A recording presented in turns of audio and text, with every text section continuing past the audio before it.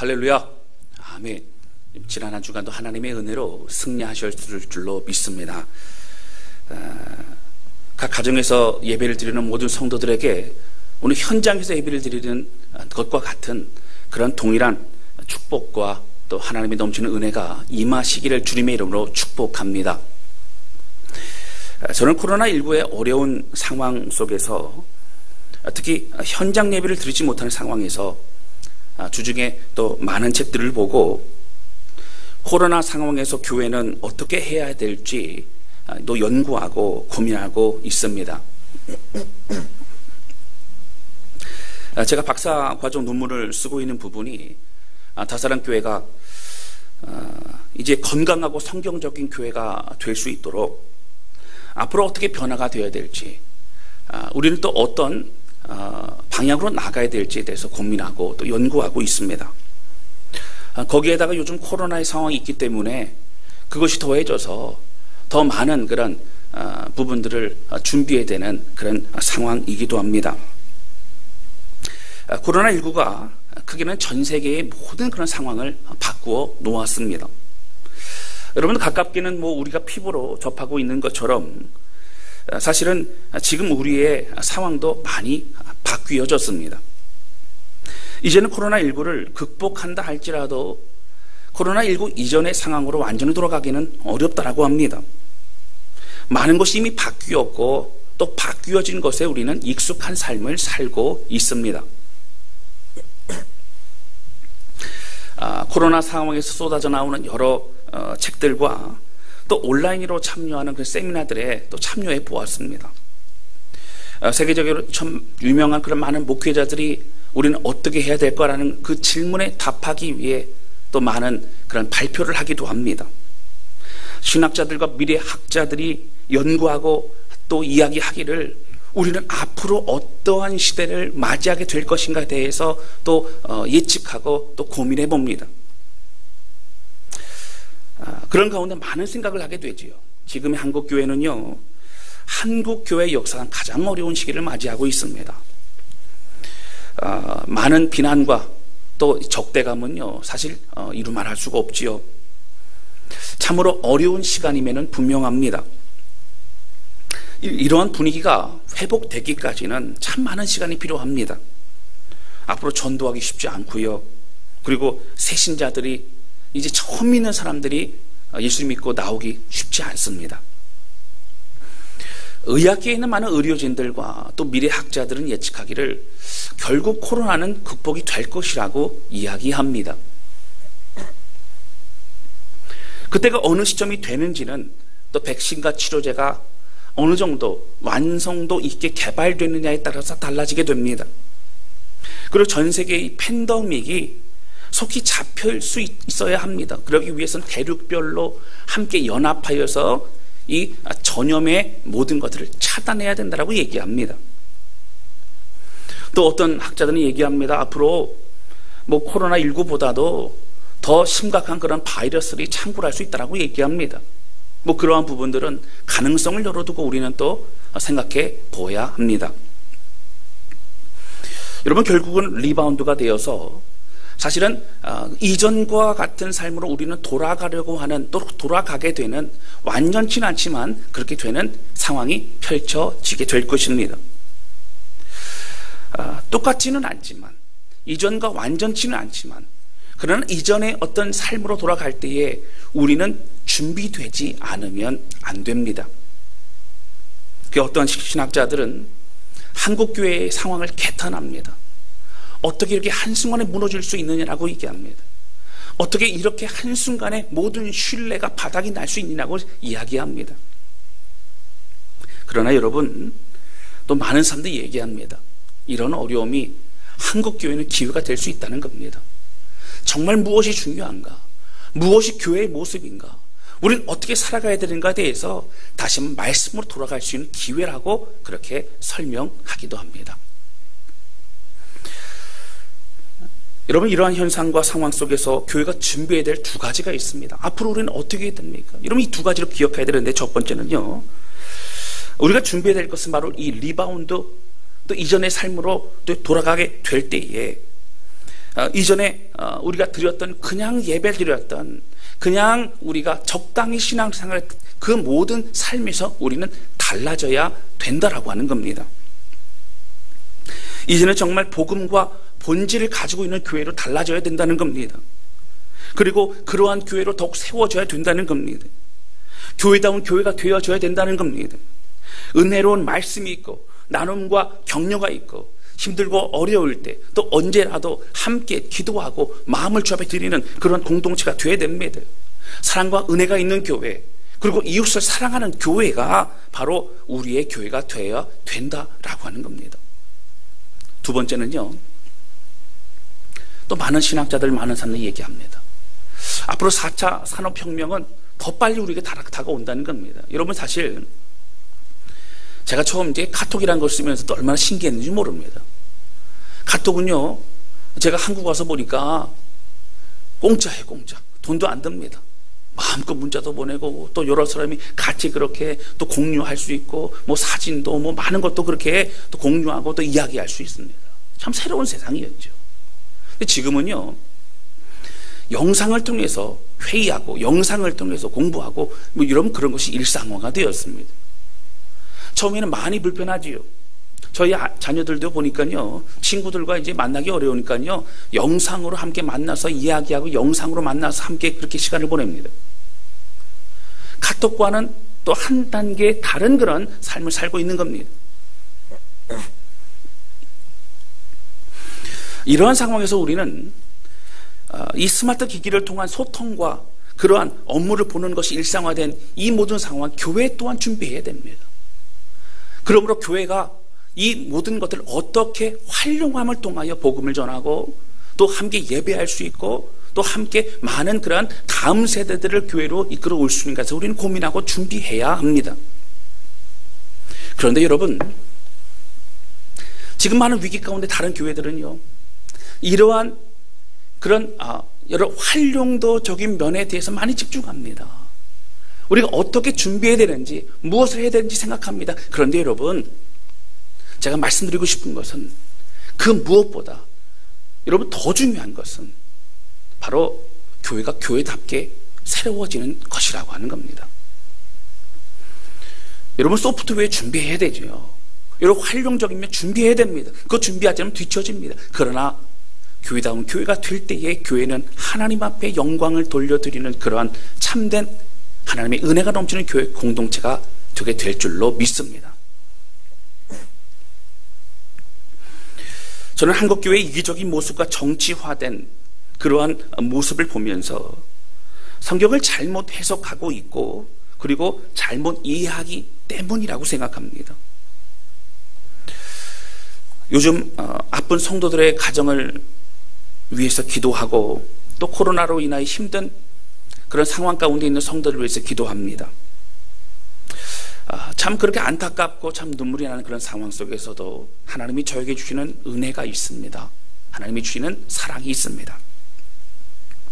저는 오늘 설교를 통해서 그 말씀 함께 짧게 나누고자 합니다.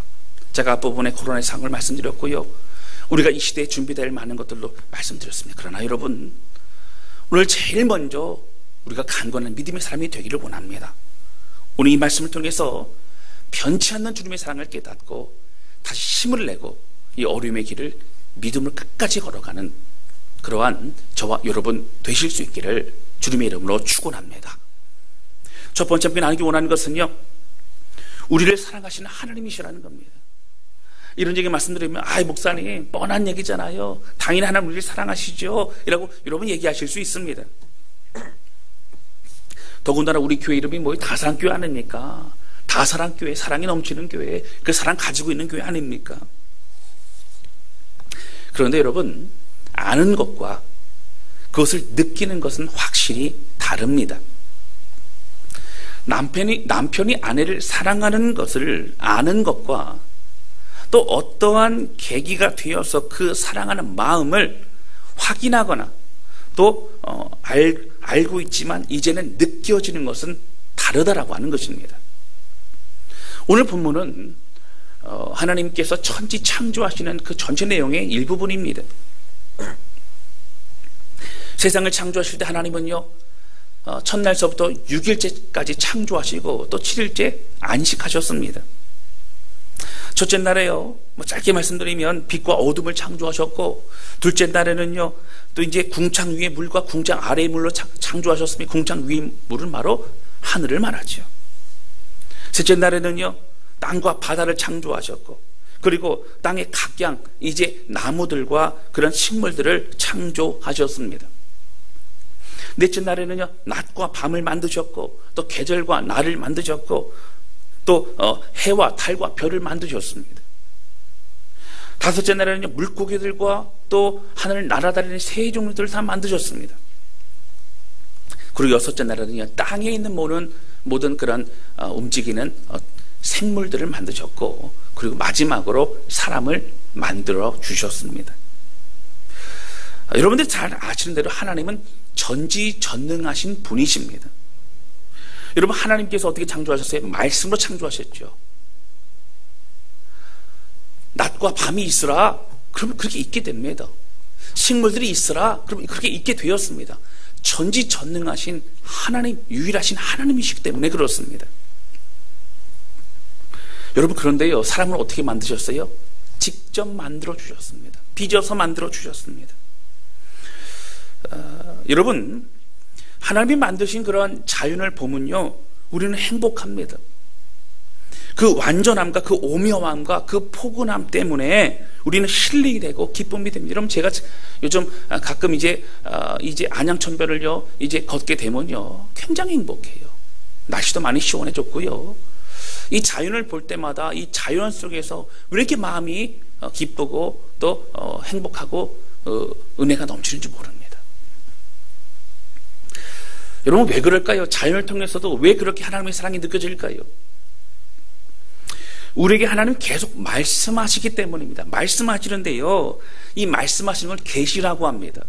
근데 이 계시에는요, 두 가지 종류의 계시가 있어요. 첫 번째는 무엇이냐면 바로 특별 계시가 있습니다. 이 특별 계시는 우리가 잘 알고 있는 것이 뭐 있어요? 성경입니다. 우리에게 말씀하시는 성경이 특별 계시입니다. 또 특별 계시가 하나 더 있습니다. 뭐지요? 성육신입니다. 예수님이 이 땅에 오신 것이 바로 그것이 특별 계시입니다. 굉장히 중요한 의미입니다. 그런데 하나님은요, 모든 사람들에게 또 말씀하십니다. 그래서 우리는 일반 계시라고 합니다. 그 일반 계시는 세 가지가 있어요. 첫 번째 뭡니까? 사람에게 준 양심이라는 것이 있고요. 두 번째는 자유를 주셨고요. 세 번째는 어떻게 해요? 역사를 우리에게 주셨지요. 자연을 통해서 하나님을 알게 되고요, 역사를 통해서 하나님의 또 함께 하심을 또 알게 됩니다. 이런 것들을 통하여 하나님의 하나님 되심을 드러내시고 하나님의 주권자심을 우리에게 나타내십니다. 그 로마서에 보면 뭐라고 나오죠? 나는 복음을 모른다고, 나는 나는 어쩔 수 없다고 이렇게 많은 사람들에게 하나님을 알만한 것들을 우리에게 주셨기 때문에 그 누구도 핑계치 못한다고 성경 우리에게 말하고 있습니다. 여러분, 자연을 보면서 하나님의 사랑과 그 은혜를 깊이 경험하시기를 주님의 이름으로 축원합니다. 왜 우리가 자연을 보면 힐링이 됩니까? 왜 마음이 평안해집니까? 여러분, 하나님이 만드신 이 자연과 만물은요, 우리 모두를 위해서 주신 하나님의 선물이기 때문입니다. 우리를 위한 사랑의 맞춤형 보금자리입니다. 최고의 선물인 것입니다.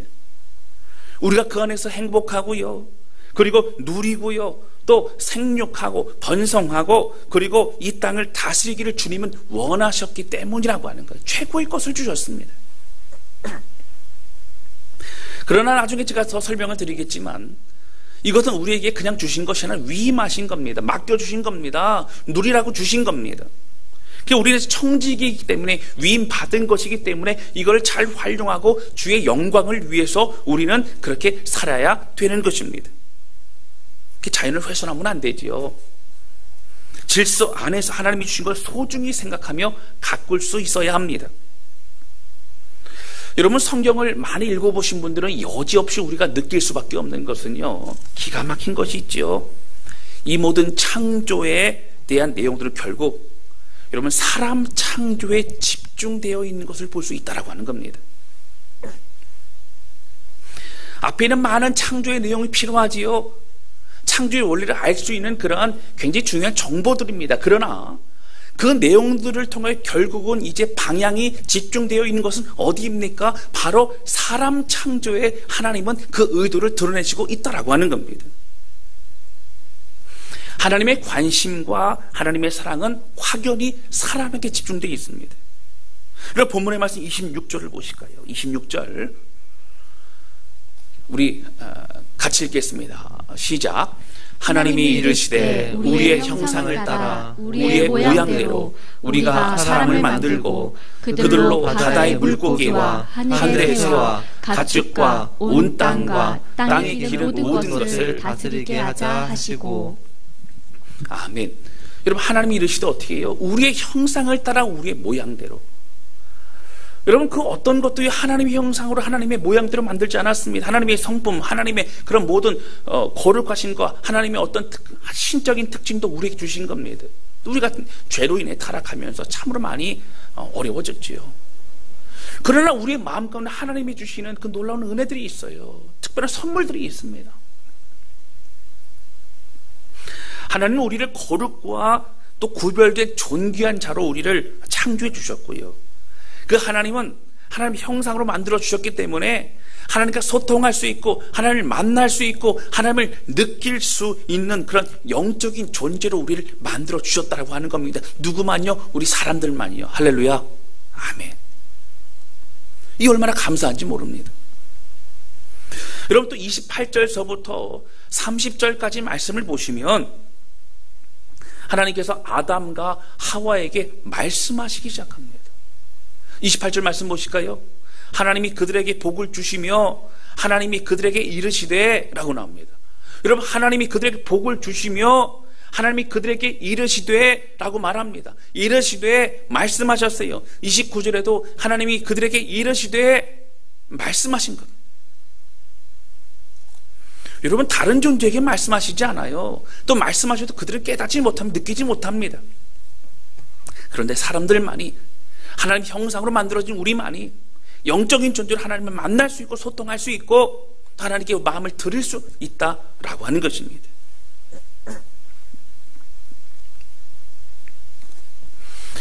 하나님이 우리에게 주신 축복입니다. 제가 말씀드렸지만 여러분, 28절에 뭐라고요? 하나님이 축복, 복을 주시며라고 그렇게 나오지 않습니까? 여러분, 그렇습니다. 하나님 우리에게 말씀하신 모든 것은요 복이 됩니다. 할렐루야. 복이 된다는 거예요. 하나님의 말씀은요, 징계의 말씀, 어떤 경책의 말씀이든지 어떤 하나님이 우리를 위로하는 말씀이든지 그 모든 말씀들은 우리에게 복이 되는 줄로 믿습니다. 왜냐하면 우리를 사랑하는 하나님의 말씀이기 때문이라는 거예요.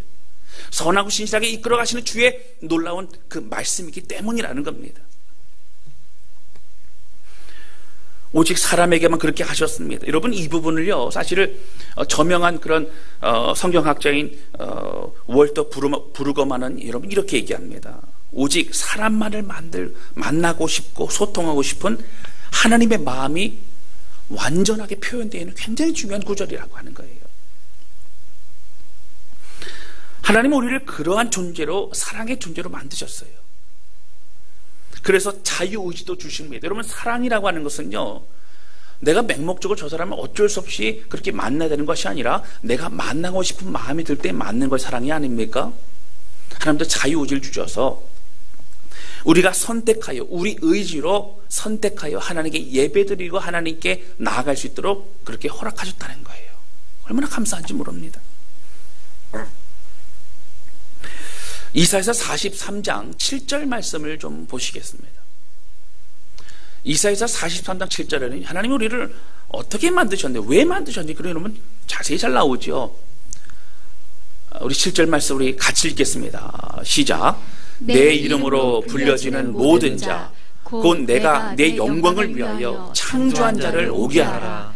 그를 내가 지었고 그를 내가 만들었느니라. 아멘. 여러분, 우리를 어떻게 무엇으로 창조했다고요? 내 영광을 위해서 창조했다고요.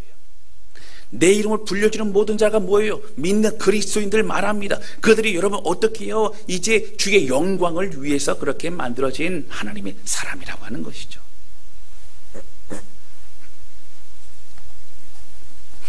하나님은 우리를 통해 영광 받으실 수 있다는 겁니다.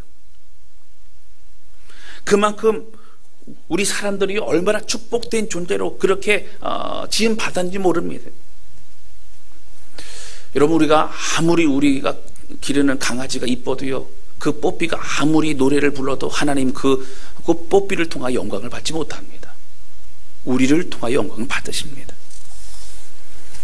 아무리 동식물과 아무리 모든 것이 그렇게 아름다워도 하나님은 우리를 통하여 영광 받기를 원하신다고 하는 거예요.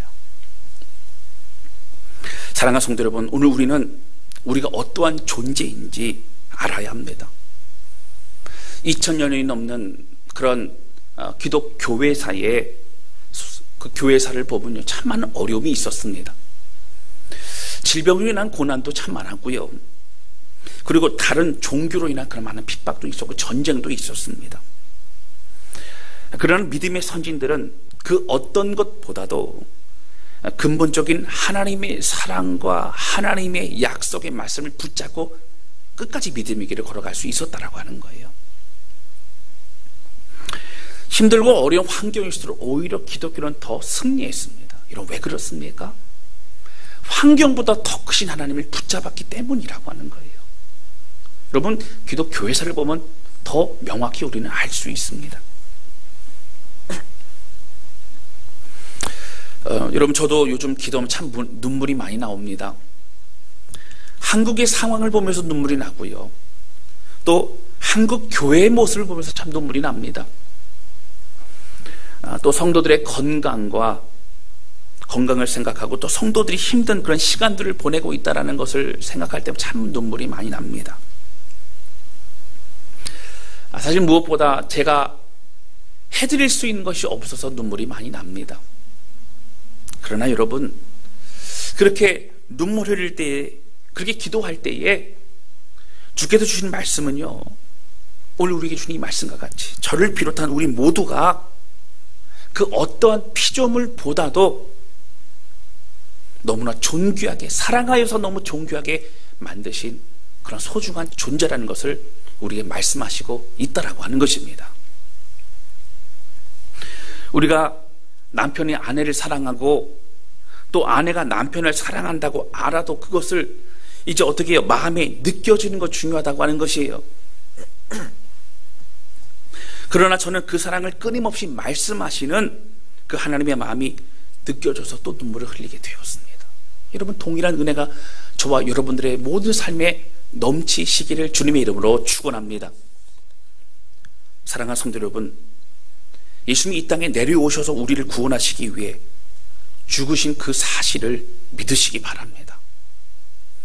여러분, 이 성육신이 왜 특별 계십니까? 여러분, 그 자체만으로도 하나님의 마음과 하나님의 계획과 하나님의 모든 것을 우리에게 드러내 주시기 때문입니다.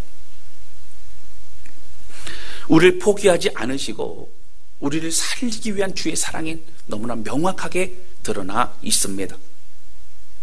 여러분, 우리의 삶이 바뀌고요, 우리가 변화되는 것은 주님의 사랑 때문에 그런 것입니다. 우리 모두에게 힘들고 어려운 시간이 지속됩니다. 사람들 왜 나만 이렇게 어렵냐라고 얘기할 수 있습니다. 각자 많은 사람들이 짊어져야 되는 그 어려움의 짐은 굉장히 힘들기 때문입니다. 이런 과정에서 지치기도 합니다. 주저앉기도 합니다. 그러나 여러분, 눈을 들어서 우리 살아계신 주님을 바라보시기를 주님의 이름으로 축원합니다. 하나님의 사랑을 느끼고 또 경험하며 우리를 특별한 존재로 만드신 그 하나님을 다시 한번 기억하시기를 주님의 이름으로 축복합니다. 여러분, 그 사랑을 알 때 우리는 일어날 수 있습니다. 그 사랑을 알 때 우리는 마음의 확신을 가질 수 있다라고 하는 것입니다. 여러분, 우리가 잘 알고 있는 시편 23편의 말씀 기억하실 겁니다. 여러분, 이 말씀이 우리에게 능력이 되는 이유는 이 다윗이요, 그가 마음이 평안하고 아무런 어려움이 없을 때에 지은 시가 아니기 때문입니다. 다윗이 힘들고 어려운 그때에 지었습니다. 과거에 자신과 함께 하셨던 하나님의 놀라운 은혜는 지금도 여전히 사망의 음침한 골짜기를 갈 그때에도 하나님이 역사하신다는 것을 믿고 신뢰하였기 때문에 그는 믿음의 길을 걸어갈 수 있었다라고 하는 것입니다.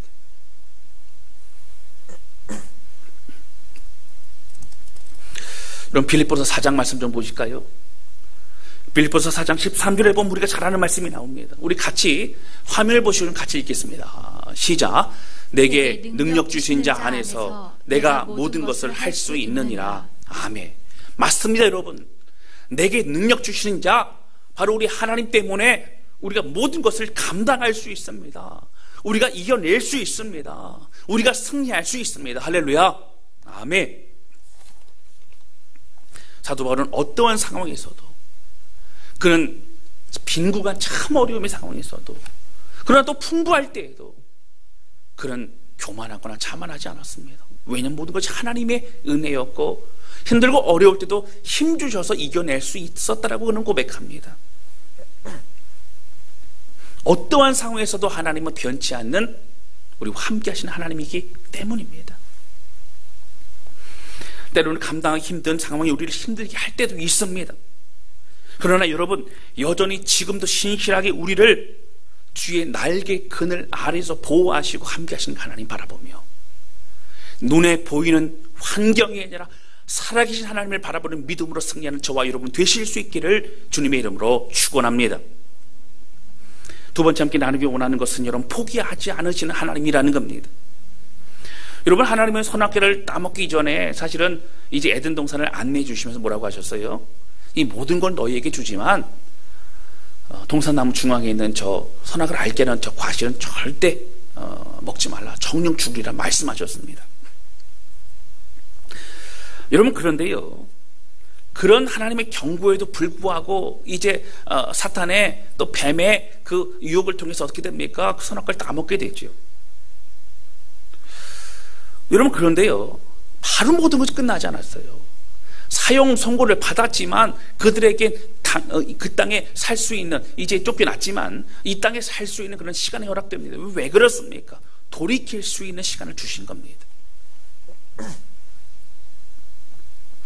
여러분, 아담과 하와만 해도요,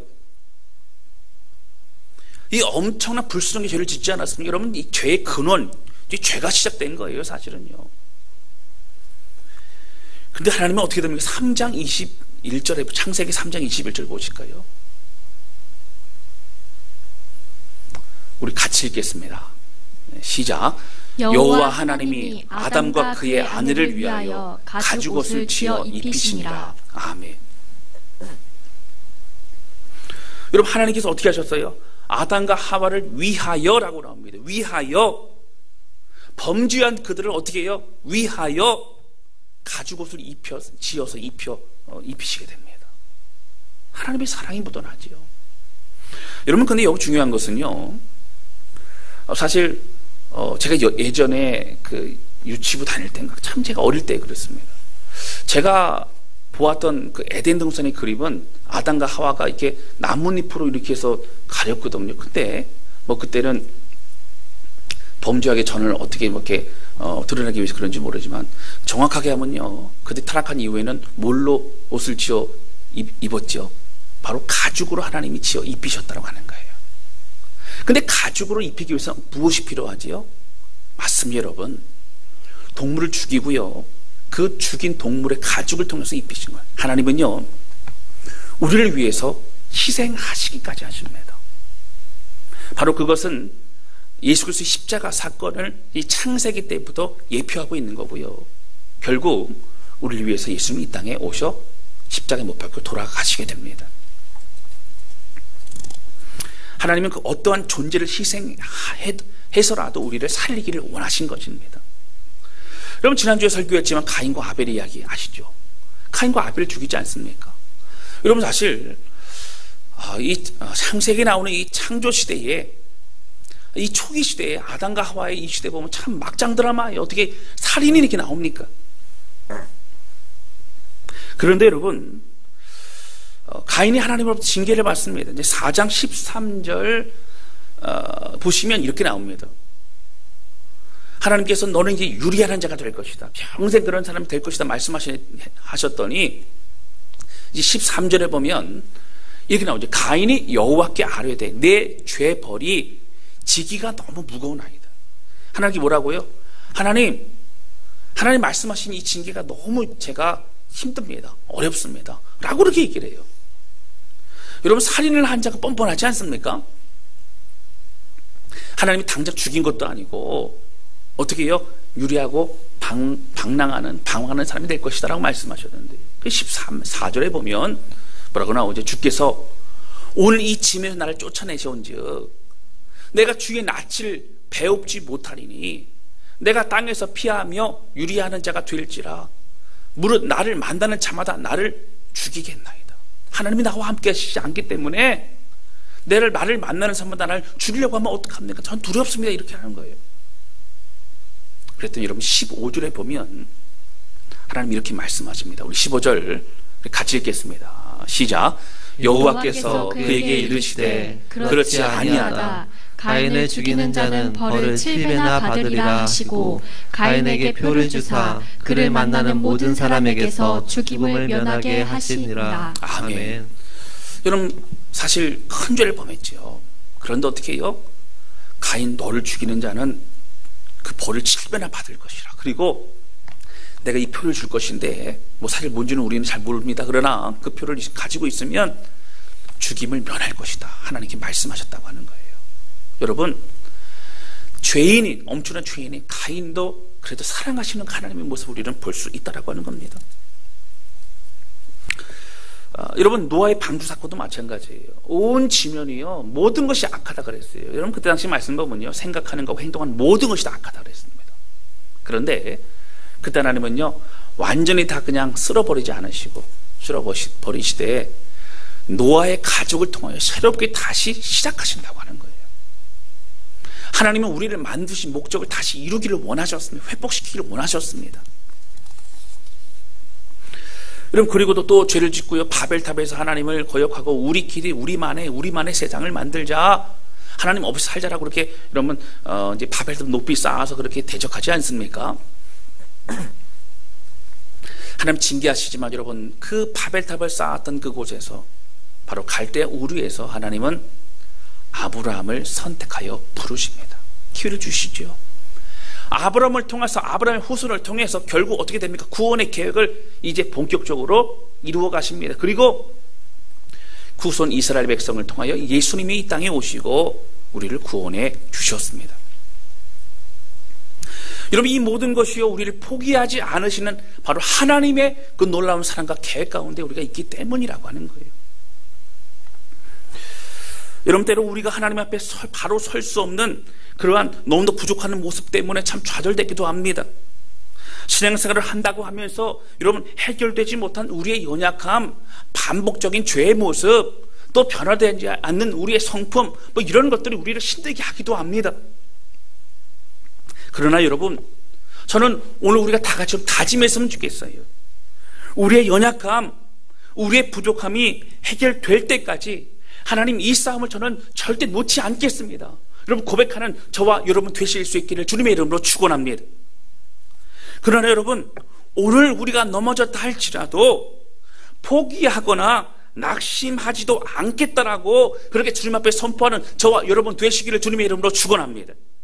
다시 일어나고 다시 주님 바라보고 다시 주님과 함께 길을 걸어가는 우리가 되어야 된다라고 하는 거예요. 왜요? 우리 힘으로 아닙니다. 우리를 사랑하시는 그 하나님의 은혜와 그 사랑과 그 힘으로 우리는 주의 길을 걸어갈 수 있다라고 하는 것입니다. 말씀 한 구절 더 찾아봅니다. 고린도후서 4장 7절부터 10절입니다. 너무 중요한 말씀, 잘 알고 있는 말씀이죠.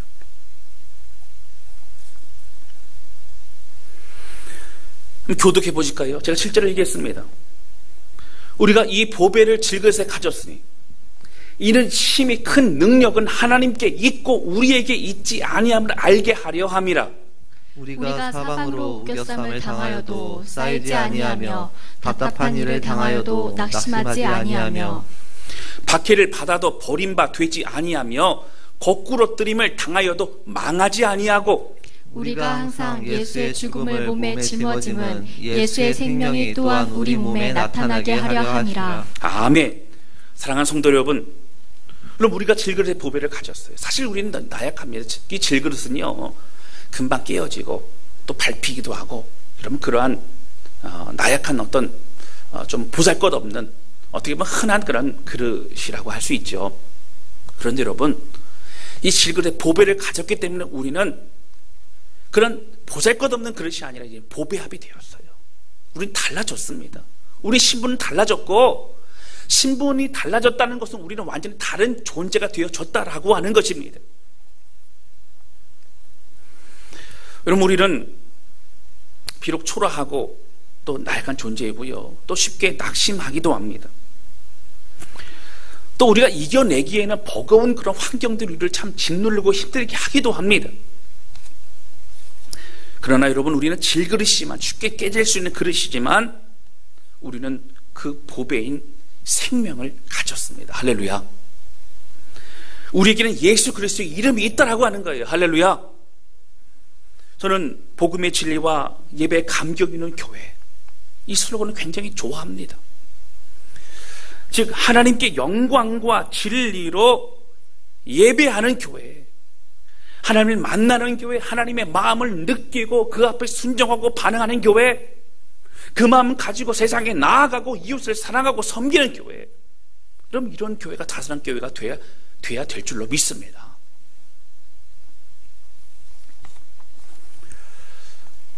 요즘 힘든 시간인데 저는 참 감사했습니다. 요즘 마음이 속상한 일이 많은데 이런 환경과 상관없이 여러분, 기쁨이 제 안에 있었다라고 하는 거예요. 바로 우리 하나님 때문입니다. 할렐루야. 그분 때문입니다. 그 하나님이 나를 얼마나 사랑하시는지를 말씀하시고 또 드러내시고 또 느끼게 하시기 때문에 우리는 행복할 수 있고 기쁨을 얻을 수 있고 승리할 수 있습니다.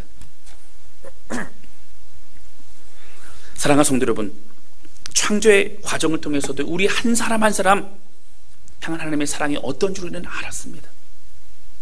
그 어떤 존재들보다도 우리를 향한 하나님의 사랑은 너무나 소중합니다. 아담만 그랬다고요? 하와만 그랬다고요? 아니에요, 여러분. 오늘 이 설교를 듣고 있는 여러분들 한 사람 한 사람을 하나님 너무나 사랑하신다라고 하는 거예요. 여러분, 그런 사랑과 우리가 그런 존재인 것을 날마다 깨달아가며 느끼고 경험하시기를 주님의 이름으로 축복합니다. 여러분, 그래서 우리 믿음의 길을 걸어갈 수 있다는 거예요. 저는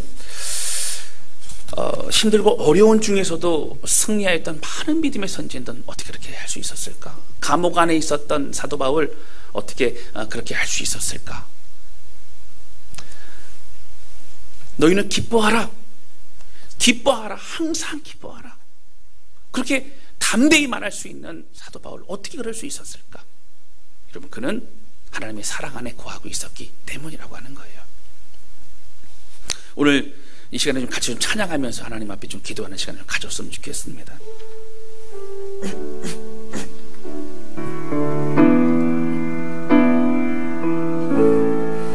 여러분, 저는 이 찬양 참 좋아합니다. 여러분, 사실 하나님의 사랑은 늘 변함없이 우리와 함께 하시고 이미 우리의 삶에, 우리 주변에 우리와 지금 동일하게 역사하시죠. 그런데 여러분, 내가 그 하나님의 사랑을 인지하는 것, 그 순간서부터 그것은 바로 이제 우리의 힘이 되게 된다라고 하는 거예요. 이 가사 보시면 시작됐네 우리 주님의 능력이 나의 삶을 다스리고 새롭게 하느라고 나와 있습니다. 여러분, 그렇습니다.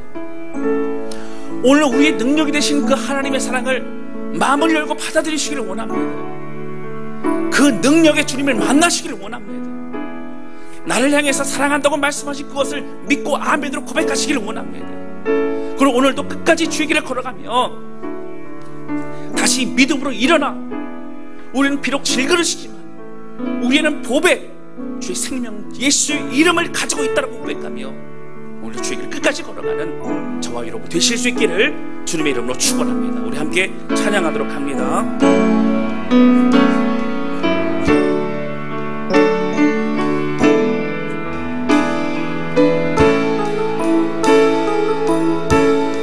시작됐네 우리 주님의 능력이 나의 삶을 다스리고 새롭게 하네. 아멘. 자유하네. 죄와 사망으로부터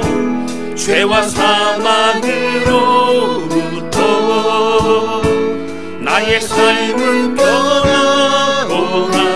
충만하네. 한 번 더 고백합니다. 시작됐네. 우리 주님의 능력이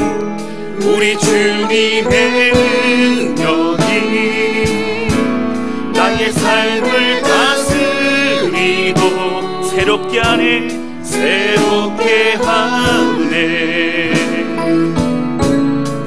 자유하네. 죄와 사망으로부터 나의 삶은 변하고 충만하네. 은혜로다.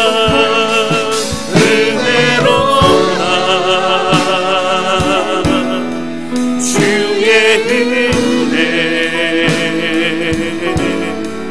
한량없는 주님의 은혜.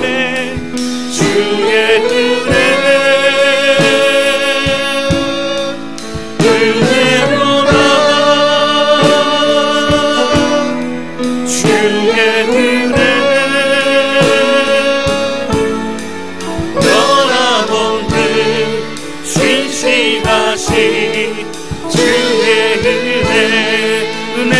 주님의 은혜. 주의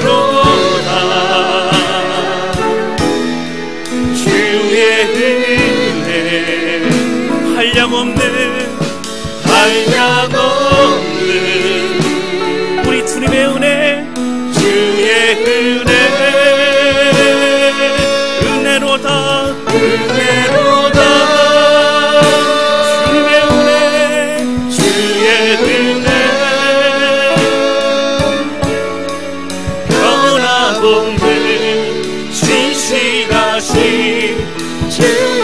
우리에게 부어주신 주님, 우리 고백합니다. 은혜로다.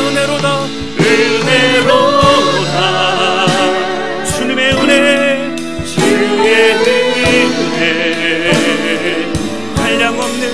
한량없는 우리 주님의 은혜.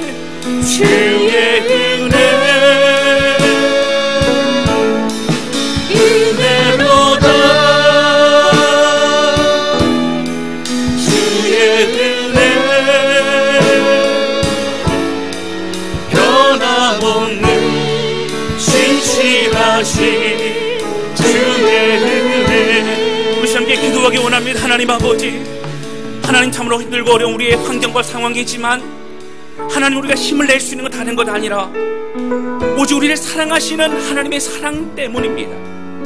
창조 때부터 우리를 특별히 구별하여서 우리를 우리에게 말씀해 주시고 하나님의 형상으로 만들어 주시고 하나님의 은혜로 우리와 함께 해주셔서 너는 내 것이라 말씀하시며 특별히 우리를 포기하지 않고 지금까지 붙드시는 인도하신 하나님, 하나님 간절히 소원하오니 주여 그 은혜 안에 거하게 도와주셔서 우리는 비록 질글과 같지만 하나님 우리는 보배를 가졌습니다. 우리 생명을 가졌습니다. 하나님 우리는 승리할 수 있습니다.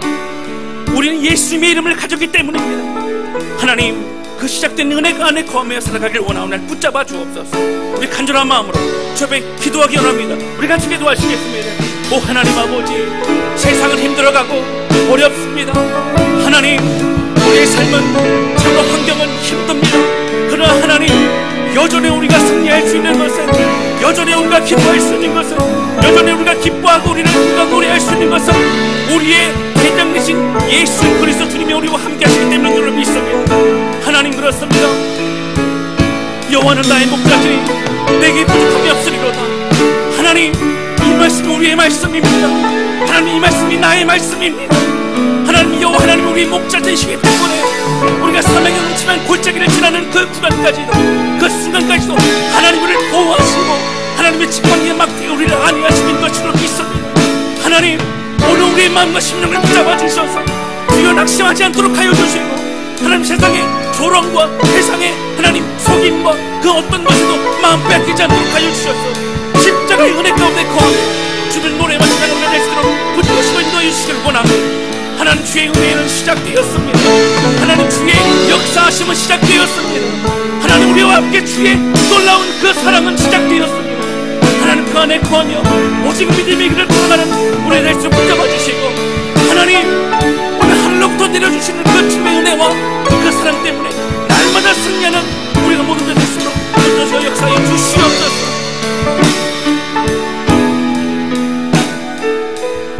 하나님 아버지 고백합니다.